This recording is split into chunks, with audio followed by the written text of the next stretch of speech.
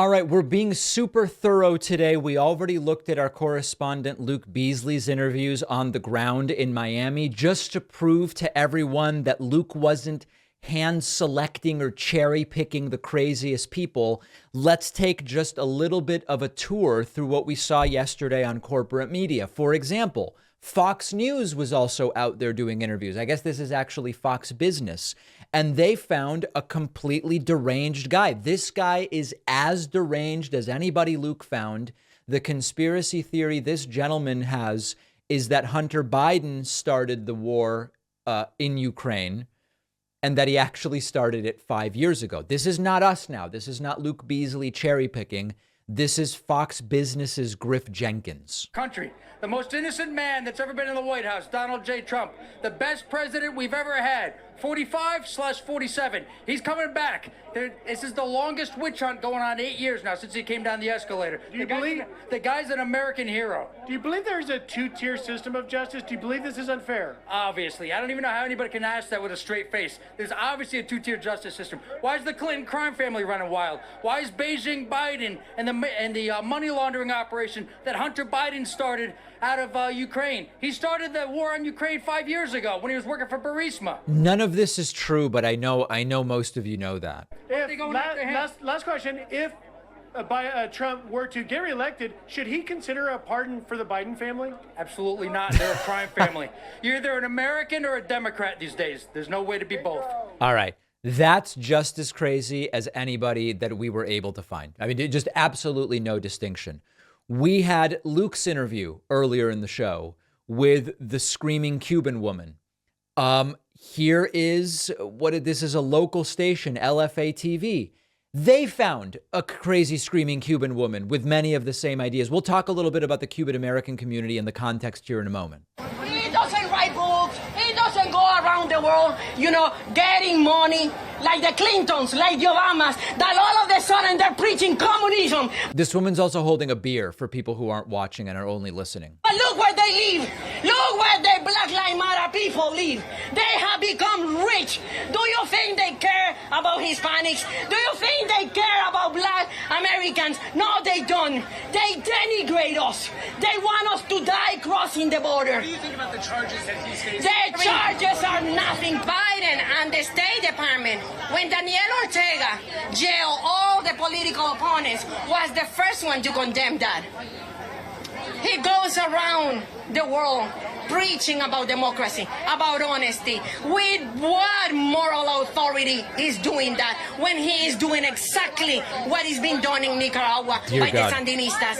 Nothing reminds me more of the Sandinistas than the way that the Democrats are operating in this country. There's no separation of powers. They're not treating Republicans the way that they treat Democrats. If we protest for what they're doing to the children, they call us terrorists. They think we are the war terrorists, and we are passionate because I lost one nation. Okay, so there's another minute of this. I won't subject you to that. There is actually a broader thing here. I've spoken to many of you before, as an Argentinian American myself, about how the vast majority of Hispanic Americans, folks from Central and South America, the vast majority of us are indeed on the left. There are some notable exceptions, primarily Cuban Americans and Venezuelan Americans, or Cubans and Venezuelans who just came to the U.S. from those countries. And it is a tough situation because many of these folks truly did flee horrifying regimes in Cuba and in Venezuela. There is no doubt about that. They are right to be angry at and critical of the regimes that have done so much damage in those countries.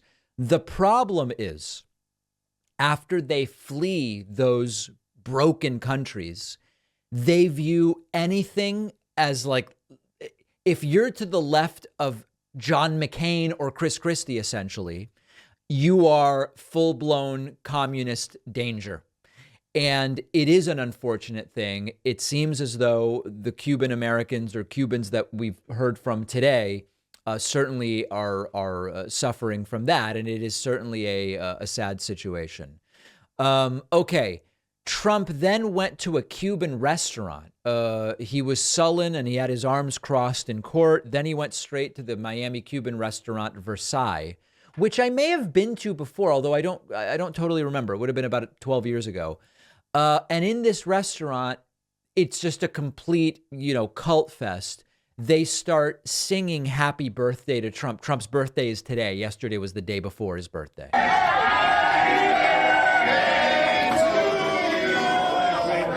What a great group of people. What a great group. Happy birthday to you.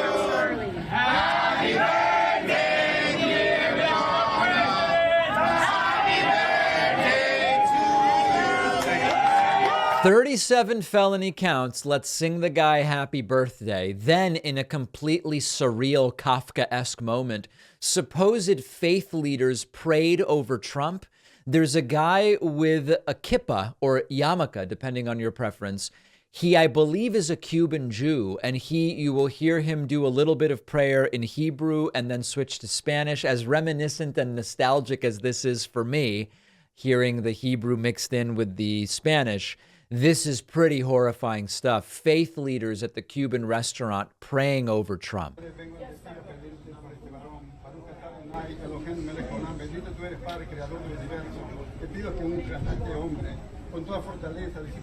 In Spanish there, he's asking God to protect this man with all and total strength.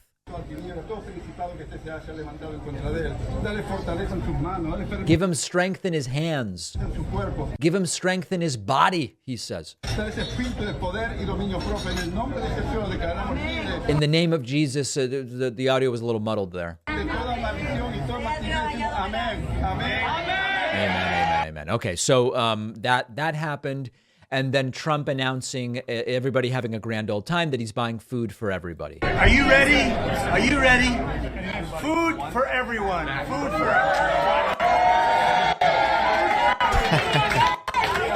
All right, I would make sure to get a credit card up front. That is for damn sure. So a crazy day in Miami, but even if the average Magapotamian, Magadonian is not abandoning Trump, increasingly Republican elected officials are. Let's discuss that next. The weather is about to start warming up, and that often means sweating and chafing and sticking. Sheath is the men's underwear that once and for all puts an end to all of that nonsense. Our sponsor, Sheath Underwear, has designed unique boxer briefs with an ergonomic compartment built to keep everything separate and dry and cool and comfortable by allowing air to circulate everywhere it needs to be. No more readjusting all day. Sheath offers a huge variety of designs and patterns. Over 500,000 pairs have already been sold. Also, check out their super comfortable bamboo t-shirts.